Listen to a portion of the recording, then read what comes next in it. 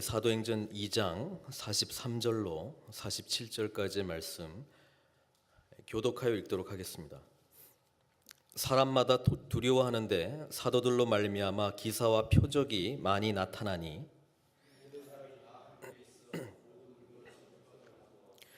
또 재산과 소유를 팔아 각 사람의 필요를 따라 나눠주며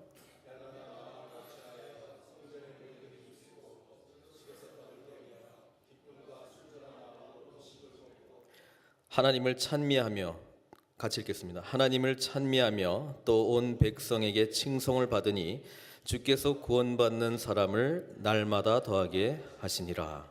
아멘. 교회란 무엇인가?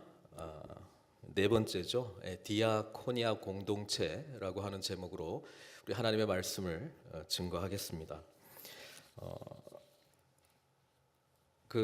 이때까지 교회란 무엇인가에 대해서 말씀을 드렸는데 잠깐 기억을 상기한다면 첫 번째로 말씀드린 게 캐리그마 공동체였습니다. 캐리그마 공동체는 복음 공동체, 예수 그리스도의 이 복음의 메시지를 선포하는 공동체.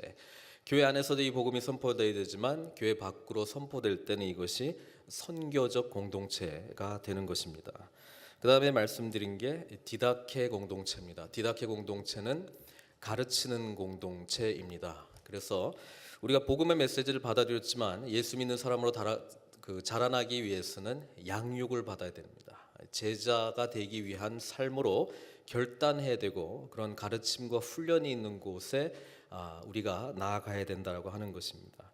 그 다음에 지난주에 말씀드린 게 레이투르기아 공동체, 이게 좀 발음하기 좀 어렵긴 했습니다만은 본래의 뜻은 공공의 섬김, 공공 서비스를 말하고 있는 단어이긴 하지만은 우리 예배 가운데 들어왔을 때는 그게 하나님을 섬기는 것, 그래서 특히 예배, 예전과 관련된 그런 단어로 발전하게 되었고, 제가 말씀드린 것은 우리 예배 안에 크게 네 가지의 중요한 요소들 중에서 우리가 회복해야 될 부분이 있다면 다른 부분은 잘 되는 것 같은데 이 성만찬과 관련된 식탁 안에서 이제 주님을 만나는 그것이 다시 회복되는 것을 하나 말씀드렸고, 또 하나는 이 예배가 끝났을 때는 우리가 그냥 나가는 것이 아니라 세상 가운데로 이제 파송되어 나간다라고 하는 그 개념을 좀 기억해 주셨으면 좋겠습니다. 왜냐하면 오늘 제가 말씀드리는 디아코니아 공동체는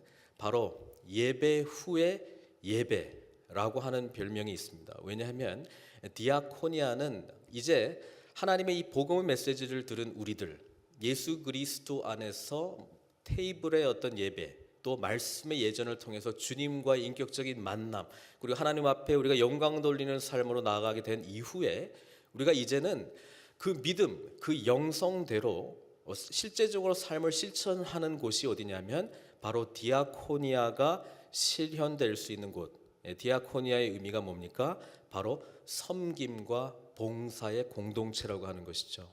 그래서 우리가 나갈 때는 사실 교회 안에서 이루어지는 것이 디다케, 그 다음에 다음 주에 제가 말씀드릴 코이노냐, 그리고 레이투르기아라면 교회 밖으로 사실 이루어져야 될 부분들이 캐리그마, 그러니까 선교적인 공동체, 그 다음에 지역을 섬기고 또 봉사하는 그런 그 디아코니아 공동체는 교회 밖에서 이루어지는 것입니다. 그래서 레이투르기아 다음에 우리가 또 하나의 실제적인 삶에서의 예배, 이 실천적인 단어를 쓴다면 그게 바로 디아코니아고, 디아코니아야말로 선교와 함께 굉장히 중요한 교회가 감당해야 될 중요 기능이라고 하는 사실입니다.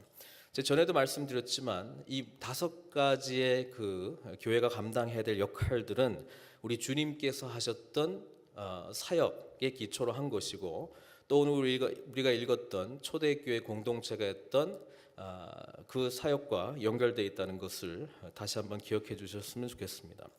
우리 주님께서는 마태복음 4장 23절에 제가 누누이 말씀드리지만 주님의 사역을 요약을 했습니다. 요약을 이렇게 했어요. 예수께서 온 갈릴리에 두루 다니사 그들의 회당에서 가르치시며 그러니까 두루 다니셨다라고 하는 것을 우리가 기억할 필요가 있습니다. 예수님은 한 곳에 계셔서 사람들이 날 찾아와라 이게 아니라 우리 주님께서는 그 사람들에게 찾아가셨다라고 하는 것이죠.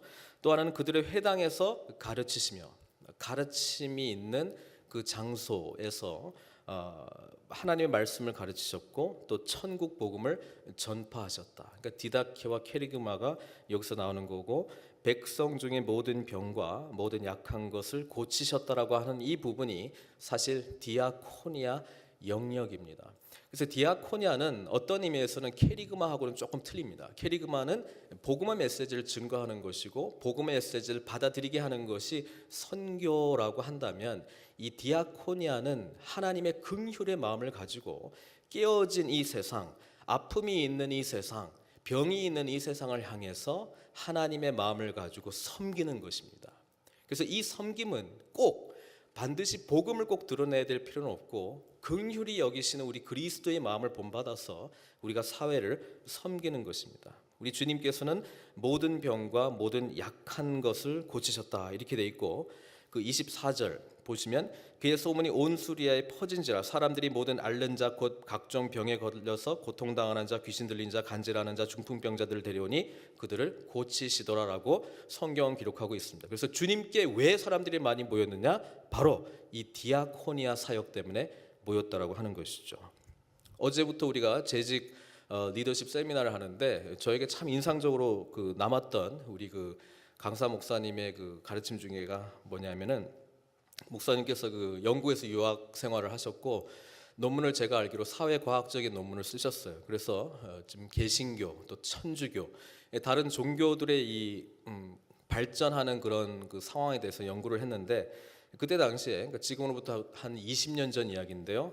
그때는 제가 속해 있는 통합교단 한 200만 또는 한 220만 정도 됐다 그래요. 통계가 교단에서 나온 통계가 그렇고 카톨릭도 천주교도 거의 비슷했다 그러는데 지금 20년이 지난 시점 제가 속해 있는 통합교단은 마이너스 성장을 하고 있고요.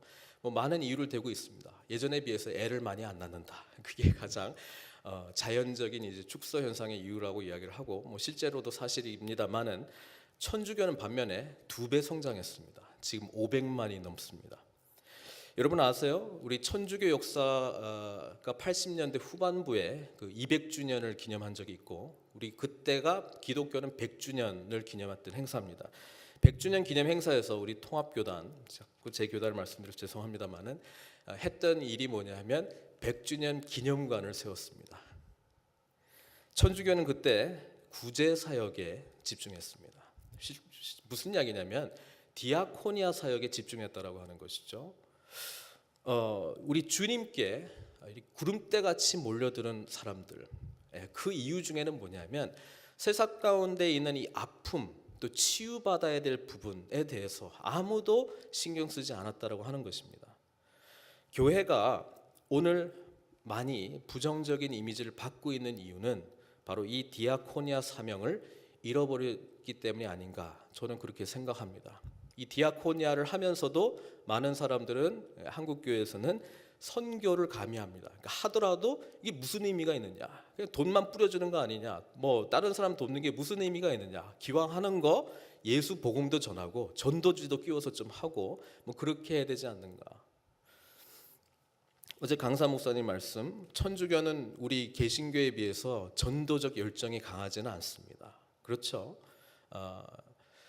반드시 예수를 꼭 믿어야 되고 사형리까지 가야 되는 것까지 가야 될 그런 강박관념을 갖지는 않습니다.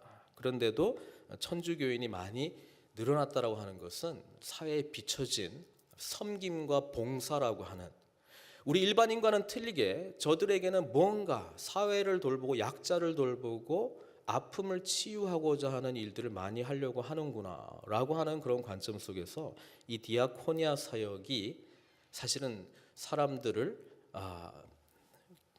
예수 믿는 공동체 가운데로 눈을 돌리게 하는 그런 일이라고 하는 사실을 우리가 좀 기억할 필요가 있지 않는가. 우리 늘푸른 선교교회 제가 이 5가지 영역 중에서 사실 진단해 봤을 때 제일 약한 부분이 이 디아코니아 영역이 아닌가. 비단 우리 교회뿐만 아니라 많은 교회들이 이 긍휼 사역 또는 이 봉사와 섬김 사역 사실 봉사와 섬김이라고 하는 이 단어가 디아코니아인데 우리 교회에도 섬김 사역부가 있죠. 근데 섬김 사역부가 하는 역할이 사실은 식당 봉사나 음식 준비하는 거로 이렇게 좀 약간 정해진 것 같아요. 근데 사실 그게 원뜻은 맞습니다. 원뜻은 디아코니아라고 하는 원뜻은 식탁에서 봉사하다라고 하는 뜻입니다. 여러분 그거 알고 계세요? 오늘 본문의 말씀을 하기 전에 우리 사도행전 6장 한번 보겠습니다. 6장 한번 같이 봤으면 좋겠는데 성경을 펴주시고요. 6장에 보면은 이제 초대교회 공동체가 많이 커졌습니다. 그래서 베드로가 한번 설교하면 3,000명, 그 다음에 또 8,000명, 뭐 이러다 보니까 몇 개월서에 10,000명이 돼버린 거예요. 그렇죠? 150명이 막 기도하다가 10,000명 이상 되니까 문제가 생기기 시작했죠. 6장 1절부터 제가 한번 읽어드릴게요. 그때 제자가 더 많아졌는데 헬라파 유대인들이 자기의 과부들이 매일의 구제에 빠짐으로 히브리파 사람을 원망하니, 물론 7집사를 뽑게 된 이유에 대한 본문이기도 합니다만은 여러분 우리가 알아야 되는 게 뭐냐면 구제하는 일을 초대교회 공동체가 하고 있었다라고 하는 사실입니다. 이것은 선교하기 이전에 초대교회는 먼저 구제부터 했다는 거예요. 약자들을 돌봤다는 거예요. 하나님의 긍휼의 마음을 가지고 구제 사역을 했다는 것을 성경은 먼저 기록하고 있습니다. 근데 문제는 뭐냐면 히브리파 사람이 있고 헬라파가 있다는 거예요. 헬라파는 디아스포라, 아까 우리 기도하실 때 디아스포라 유대인들이 이제 예루살렘에 모였는데 베드로 설교 듣고 이제 초대교회의 멤버가 된 거죠. 그러다 보니까는 원래 이스라엘 쪽에 살았던 사람들보다 이제 외국에 있다가 온 사람들, 그 사람들은 주로 당시에 통용어였던 헬라어를 하고 있었는데 헬라 말에 더 익숙한 성도들이 자기들도 어렵고 힘든 사람들이었는데 히브리파 사람들이 그 사람들이 파악이 안 되는 거죠. 언어적인 이유도 있었을 거예요. 못 알아들으니까, 누가 누군지 모르니까. 그리고 저 사람들의 어떤 필요나 이런 거를 다가갈 수 없었고 12제자 말고도 예수님의 제자들이 자기들의 공동체는 잘 아는데 타 공동체가 막 급하게 몰려들고 그 원래 공동체보다 더 많아졌는데 이들의 필요라든지 이들의 아픔을 알 수가 없었다라고 하는 것이죠. 근데 어쨌든 빠졌습니다. 그러니까 12사도가 이 상황들을 보고 제자들을 불러 이렇게 말했습니다. 우리 하나님의 말씀을 제쳐놓고 접대를 일삼는 것, 여기 나오는 접대를 일삼는 것이 디아코니아의 동사가 되는 디아코네오라고 하는 헬라어가 됩니다. 이 뜻이 waiting on tables라고 하는 뜻이죠. 저게 접대를 일삼는 것. 그래서 저기서 나온 단어가 디컨. 디컨이 뭐예요? 집사예요, 집사. 그래서 우리 교회 집사님들 사실 식탁 봉사하는 일이 원래의 원어적인 의미하고 같다 이렇게 생각하시면 되는 거예요. 12제자가 12사도가 이 일을 하는 거예요. 식탁에 이렇게 서빙하는 거를 처음에 했는데 여러분 그냥 식탁 교제가 단순한 그냥 식사를 대접하는 의미라고는 생각하지 않으셨으면 좋겠습니다. 왜냐하면 이것은 굉장히 중요한 의미가 있었어요. 레이투르기아 공동체 제가 말씀드릴 때에 주 안에서의 성찬, 그 식탁을 의미하고요. 또 하나는 애찬 을 의미했기 때문에 그렇습니다. 그래서 그 의미는 코이노니아적인 의미도 있고요. 주님께 나아가는 의미도 있기 때문에 굉장히 중요한 사역이었다라고 하는 것이죠. 그냥 밥만 먹는 게 아니고 그 일들을 통해서 사실은 예배 가운데로 그리스도의 놀라운 은혜 가운데로 들어가게 하는 굉장히 중요한 일이었습니다. 그런데 이러다 보니까 어떤 사역이 안 되냐면 캐리그마 사역이 안 되고 디다케 사역이 안 된 거예요. 그러니까 12사도가 우리가 하나님의 말씀을 제쳐놓고 접대를 일삼는 것이 마땅하지 아니하니, 우리 한글 번역으로 보니까 왠지 접대를 일삼는 것이 좀 약간 그 폄하는 느낌이기도 합니다만 굉장히 중요한 사역이었습니다. 굉장히 중요한 사역이었습니다. 접대를 일삼는 것을 불러놓고 접대를 일삼는 것이 마땅하지 아니하니 형제들아 너희 가운데서 성령과 지혜가 충만하여 칭찬받는 사람 7을 택하라. 그래가지고 성령과 지혜가 충만하고 칭찬받는 사람 일곱을 택한 게 초대교회 이제 일곱 집사가 되는 거죠. 그렇죠? 그럼 그 사람들의 주요 사역이 접대를 일삼는 사역을 하는 거예요. 그렇죠? 몇 명이 왔는가? 이 사람들을 위해서 우리가 만찬을 해야 되는데 그리스도께로 인도하는 그 사역을 해야 되는데 얼마를 준비해야 되고 뭘 해야 되는가? 또 이들을 위한 식사를 제공하는 것. 또 하나는 구제가 빠졌기 때문에 이런 일들이 일어났다고 하는 것이죠. 그래서 구제하는 일까지도 이 일곱 집사가 감당했다. 뭐 그렇게 생각하면 되고 사도들은 보다 캐리그마적인 사역과 디다케 사역에 집중했다. 뭐 이렇게 보시면 되겠습니다. 그래서 교회는 각각의 중요한 기능들이 필요하죠. 그런 의미에서 우리 재직들이 각자 감당하고 있는 귀한 사역들을 우리 하나님 관점에서 바라보기를 바랍니다. 일곱 집사를 선택했을 때 기준이 있었습니다. 그건 뭐냐면 성령과 지혜가 충만했다. 영적으로도 뛰어났고 또 지혜는 하나님께 대한 말씀의 지혜뿐만 아니라 세상적인 지혜를 포함하기 때문에 어떤 능력이 있었다는 거죠. 스킬이 있었다는 것이죠. 그러니까 이 두 개가 균형이 있고 또 하나는 칭찬받는 사람. 칭찬받는 사람 누굽니까? 인격입니다. 신앙적인 부분, 영적인 부분, 그 다음에 세상에서의 어떤 전문성, 그 다음에 인격, 이 세 가지를 갖춘 사람을 뭐예요? 집사, 리더로 세웠다는 것이죠. 우리 교회뿐만 아니라 우리 교회는 아니고 다른 교회를 보면 성령 쪽은 강조됐는데 지혜와 인격이 부족한 사람이 있고 성령 쪽은 약한데 지혜는 뛰어나요. 그런데 역시 인격이 없어요. 그러니까 이 세 가지 중에 뭐예요? 부족한 부분들이 있다는 것이죠. 그런데 초대교회 집사를 세울 때는 이 세 가지 영역이 다 건강하게 발달되어 있고 성숙해 있던 사람들을 세웠다라고 하는 것입니다. 그래서 우리가 영적 리더십을 향해서 갈 때 반드시 이 영적인 부분, 하나님과의 어떤 그 영적인 부분, 그다음에 어떤 전문성, 그다음에 또 인격적인 부분, 이 세 가지를 같이 볼 수 있는 눈이 있어야 될 줄로 믿습니다. 이 디아코니아 공동체를 향해서 나아갈 때 우리에게 이런 리더십들이 많이 세워지도록 기도해야 되고 또 양육해야 되고 또 준비해야 될 줄로 믿습니다. 왜? 이런 사람들이 앞에서 디아코니아 사역을 감당하지 않으면 성령은 충만한데 뜨거운데 지혜가 없어요. 그러면 일이 추진이 안 되겠죠. 효율적인 일들이 안 되겠죠. 지혜는 뛰어난데 영적인 부분이 너무 약해요. 그러면 이게 사회사업 비슷하게 될 가능성이 있죠. 또 인격이 뛰어나지 않으면 일들을 감당할 때 일은 하긴 하는데 하나님 이름으로 하긴 하는데 상처만 받을 가능성이 많이 있죠. 그래서 이 세 가지 요소들을 우리가 잘 생각해 볼 필요가 있다는 것입니다. 우리 초대교회 공동체는 처음부터 하나님 안에서 레이투르기아 공동체, 디다케 공동체, 캐리그마 공동체를 이루었지만 밖으로 나가는 사역도 동시에 바로 진행됐다는 사실을 특별히 오늘 이 구제 부분, 구제에 빠졌다라고 하는 이 단어를 통해서 우리가 좀 생각해 봤으면 좋겠습니다. 또 하나 성경 구절 보겠습니다. 초대교회 계속 보니까요. 스데반 집사의 순교, 7장에 나오는 스데반 집사의 순교로 말미암아 유대인들이 이제 흩어졌습니다. 그리고 난 다음에 안디옥이라는 곳에 가서 복음이 전해졌는데 그때 안디옥에 교회가 세워졌습니다. 첫 번째 이방인 교회죠. 그게 11장에 나와요. 사도행전 11장. 사도행전 11장에 나오는데 여기도 좀 우리가 볼 필요가 있어요.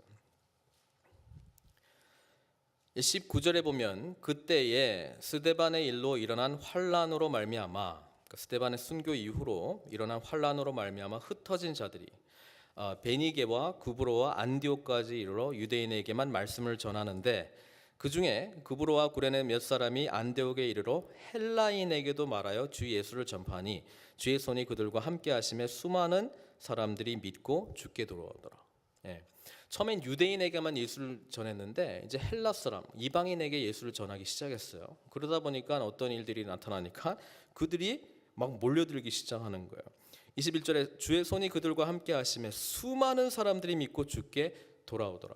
여기서 말하는 수많은 사람들은 이방인들을 말하고 있는 거예요. 재미있는 현상이 일어났어요. 예루살렘 교회가 이 소문을 들었어요. 아니 뭐라고? 이방인들이 모여서 예배를 드린다고? 궁금하기도 하고 제대로 할까라고 하는 어떤 염려도 있었겠죠. 그래서 뛰어난 사람 한 명을 보내죠. 그게 바로 바나바입니다. 바나바를 이제 안디옥으로 보내게 됩니다. 그리고 하나님의 은혜를 보고 기뻐하여 모든 사람에게 굳건한 마음으로 주와 함께 머물러 있으라. 그러니까 초대교회 안디옥 교회가 형성이 됐는데 이방인들이 모여서 유대인들이 시각으로 봤을 때는 제대로 된 예배를 드렸을까요? 뭐 성만찬의 그런 의미를 알았을까요? 뭐 잘 몰랐을 거 아니에요. 그러니까 자기들끼리 그냥 알아서 한 거예요. 어떻게 보면. 그러니까 이 바나바가 딱 가가지고 보니까 이렇게 할 수도 있잖아요. 유대인적인 시각, 유대인인데 예수 믿게 된 시각으로 니네가 하는 방식은 다 틀렸다. 이거는 하나님이 받으시는 예배가 아니다. 이거는 엉터리다. 너희는 제대로 알지도 못하면서 지금 모여가지고 지금 뭐 하고 있는 거냐 이렇게 말할 수 있잖아요. 근데 그렇게 하지 않고 바나바는 그곳에 올라가서 기뻐하면서 굳건한 마음으로 주와 함께 머물러 있어라. 하나 강조한 게 있어요.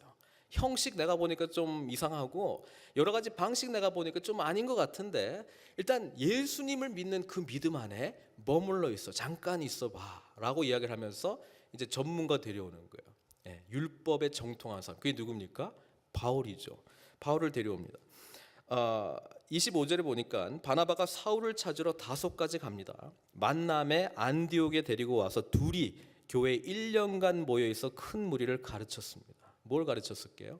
예, 처음에 예수 믿은 거는 잘했는데 그 다음에 어떻게 성장하는 건지 또 예배를 우리 하나님께 드릴 때에 왜 우리는 이런 식으로 하는 건지 이제 성만찬에 대해서 따로 가르치고 그 작업을 지금 했다는 거죠.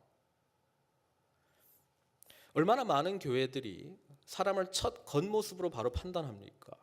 우리가 같이 예배드리는 스타일이 틀리기 때문에 성향이 틀리기 때문에 얼마나 많이 외면합니까? 그 사람이 정말 예수님을 얼마나 사랑하는지를 알아보려고 하지 않고 그 사람이 좋아하는 어떤 찬양 스타일 아니면 예배 스타일 아니면 기도 스타일 때문에 얼마나 많이 판단합니까? 여러분 기억해야 될 게 바나바는 핵심을 받습니다. 핵심은 예수 믿는 믿음과 마음이 있다는 거예요. 그리고 거기서 좋은 쪽으로 이렇게 가르쳐주는 사역을 1년 동안 했다는 거예요. 그때 이 안디옥 교회 교인들이 제가 전에도 한번 말씀드렸지만 그리스도인, 크리스찬이라고 하는 표현을 처음 듣게 됩니다. 그래서 크리스찬이라고 하는 단어는 누구 때문에 나온 거냐? 12 그 사도 때문에 나온 것도 아니고 예루살렘 교회 때문에 나온 것도 아니고 이방인 교회 초대 공동체 때문에 붙여진 이름이다. 그리스도인을 따르려는 사람들, 그게 바로 크리스찬이죠. 그런데 세상 사람이 붙여준 이름이 크리스찬인데 크리스찬에 뭐가 보였을까요? 모이는 게 보였을 거예요.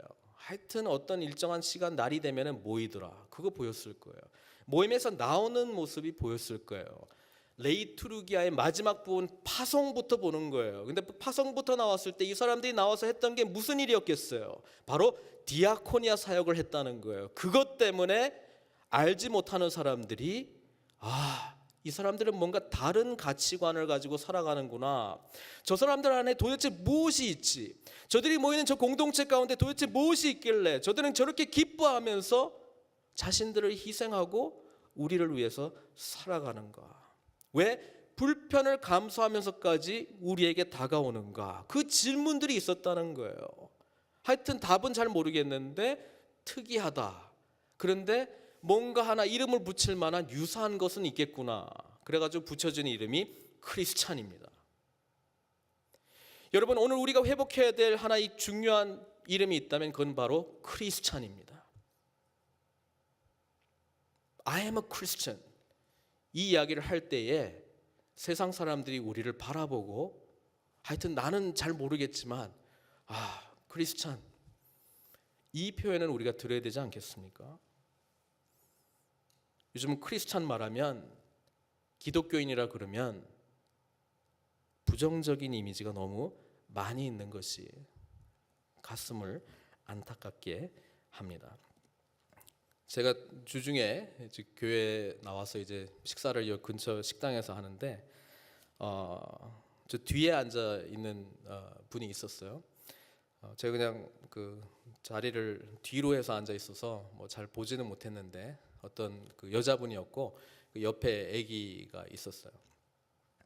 조금 있다가 저쪽에서 어떤 그 남자가 걸어오더라고요. 나는 뭐 식당에서 일하는 사람인 줄 알았는데 그건 아니고 옆에 테이블로 가서 뭐라고 그랬냐면은 당신 are you sad? 난데없이 그렇게 질문을 해요. 그러니까 당황한 여인이 그냥 처음 바라보다가 그렇다고 약간 sad하다고. 그러니까 I hope this will make you feel better. 이렇게 해가지고 God bless you 하면서 돈을 건네주는 거예요. 그리고 그냥 바로 가버렸어요. 그러니까 이 여자가 뭐 어떻게 반응해야 될지 몰라가지고 가만히 있으니까 그 식당 종업원이 이제 찾아왔어요. 그러니까 무슨 일이냐. 그러니까 잘 모르겠다. 어떤 남자 그냥 와가지고 나 자기한테 그냥 뭐 쎄하냐 물어보더니 그냥 돈 주고 나갔다고. 근데 나갈 때 보니까 성경책 들고 있는 것 같다고. 교회 다니는 사람인 것 같다고. 나에게 한 번도 이런 일이 일어난 적이 없는데 그랬다고. 그러면서 뭐 이야기를 좀 더 들어보니까 한 주 전에 직장을 잃었다는 거예요. 그래서 지금 계속 이제 직장 알아보려고 그 식당에서 이제 밥 먹으면서 전화하고 있었다는 거예요. 아마 그 이야기를 그 남자가 들었는지도 모르겠어요. 그리고 가서 그냥 도와주고 그냥 가버렸어요. 제가 그때 느꼈던 거는 이거였습니다. 이 여인은 분명히 교회를 다니는 사람은 아니었던 것 같아요. 분명히. 그러나 그 남자가 들고 다니는 성경책은 알아봤습니다. 그리고 또 하나 마음속에 가지게 되는 생각은 하여튼 누군지는 모르겠지만 교회라고 하는 것은 참 좋은 거구나. 예수 믿는 사람들은 다른 사람을 돕는 사람들이구나. 그 이미지와 메시지가 전해졌다라고 하는 것이죠. 그 남자가 왜 그런 일을 했을까? 사실 저도 궁금하기는 했습니다만은 워낙 빨리 나가버려가지고 제가 보지는 못했어요. 그러나 뒤에서 계속해서 오 마이 갓, 오 마이 갓, 놀래가지고 뭐 이런 일이 나에게 일어나다니 정말 놀라운 일이야라고 계속 말하는 이 여자의 그 말 속에 교회가 그런 모습이 돼야 되는데 크리스찬이라고 한다면 그 이야기를 들어야 되는데 그래서 안디옥 교회를 바라본 믿지 않는 사람들이 그들을 향하여 그리스도인 너희들은 세상에 없는 부류야. 우리가 가지고 있었던 단어 중에서 당신들을 표현할 수 있는 단어가 없어. 알고 있는 것은 예수라고 하는 사람을 믿는다는 것 같은데 예수를 따르는 사람들 너희들은 독특한 집단이야. 그 평가를 받게 되었다라고 하는 것입니다. 오늘 교회가 크리스찬들이 제일 많이 듣는 평가가 뭡니까? 교회 다니나 안 다니나 똑같은 것 같다. 사실 그렇게 한 목적은 있었어요. 눈높이를 낮춰가지고 우리는 별바 틀리지 않습니다. 누구든지 오십시오. 그거 하려고 했는데 그거 하다 보니까 그냥 같아져 버렸어요. 여러분, 교회다운 거룩성을 회복해야 됩니다. 근데 그러기 위해서는 디아코니아에 집중해야 될 줄로 믿습니다. 그런 차원에서 저는 그 이번 토요일 날 하는 그 블락 파티 그냥 뭐 우리 이웃에 놀러 왔으니까 놀러 온 게 아니라 이사 왔으니까 여러분 초대합니다. 그런 마음으로 하기보다는 우리 그리스도의 사랑을 가지고 레이투르기아를 통해서 하나님 앞에 뜨겁게 예배한 우리들이 바로 교회 밖에서 이들에게 그리스도의 마음을 가지고 식탁의 봉사, 디아코니아를 하기를 바랍니다. 이것이 비단 우리 주변의 지역 주민들뿐만 아니라 우리가 있는 곳곳에서 하나님을 알지 못하고 아픔과 치유가 필요한 자들에게 우리가 섬기며 봉사하는 사람들이 되기를 바랍니다. 그래서 그들의 입에서 오 마이 갓, 믿지도 않으면서 하여튼 오 마이 갓은 잘해요. 오 마이 갓 하는 그런 고백들이 진정으로 나왔으면 좋겠어요. 그럴 때에 교회의 소망이 있습니다. 여러분, 어떤 사람들은 그런 거 많이 하면 일반 사회봉사하는 기관하고 사회복지기관이랑 무슨 차이가 있느냐? 차이점이 있죠. 근본적인 차이점입니다. 사회복지란 좋은 의미에서 제가 말씀드릴게요. 인간을 사랑하는 마음을 가진 사람이 이웃을 위해 일정 기간 동안 자발적으로 행하는 행동이다. 이렇게 정의를 내립니다.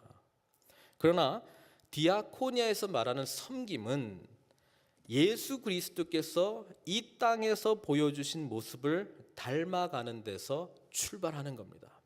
우리가 섬기는 것은 예수님께서 먼저 우리를 섬기셨기 때문에 마가복음 10장 45절은 이 섬김을 이렇게 이야기합니다. 인자가 온 것은 섬김을 받으려 함이 아니라 도리어 섬기려 하고 자기 목숨을 많은 사람의 대속물로 주려 함이라.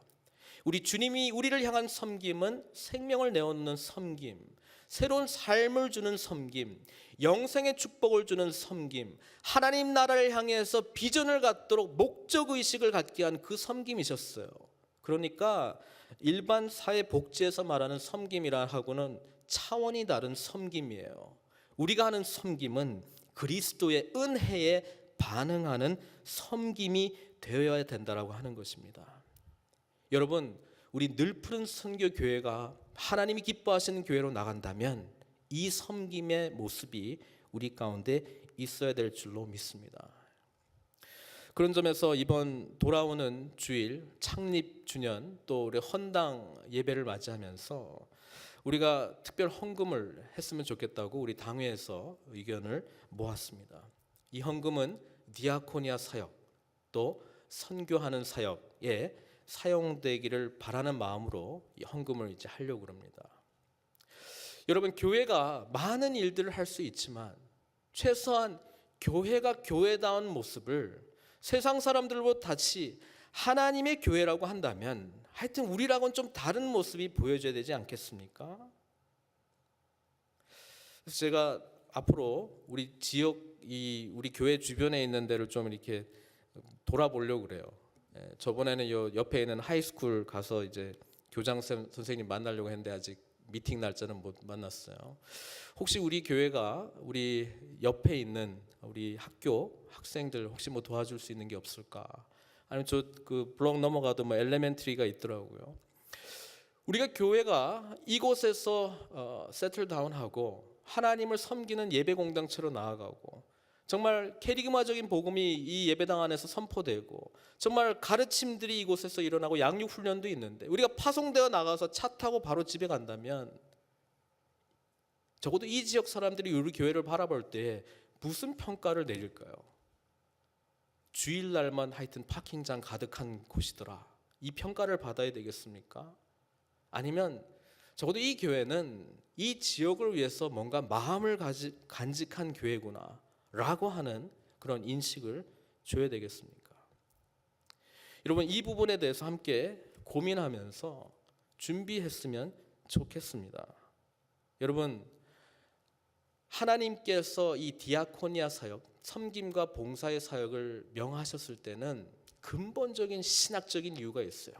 그건 뭐냐면 이 땅에 죄로 말미암아 물들고 병든 이 세상 가운데의 화해와 치유입니다.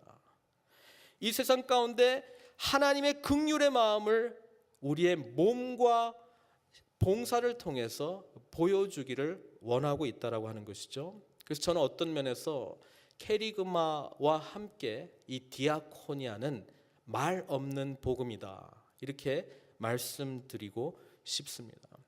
사실 기독교가 선교사가 마음대로 선교할 수 없는 곳에서는 디아코니아 사역을 통해서 복음 전도할 수밖에 없습니다.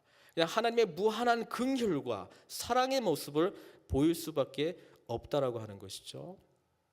저는 우리가 이 마음을 가지고 우리 몸된 교회에서 함께 뜨겁게 예배드리고 레이투르기아의 예전 이전의 원래 뜻 공공의 서비스를 향해서 디아코니아 사역이 이루어지기를 희망합니다.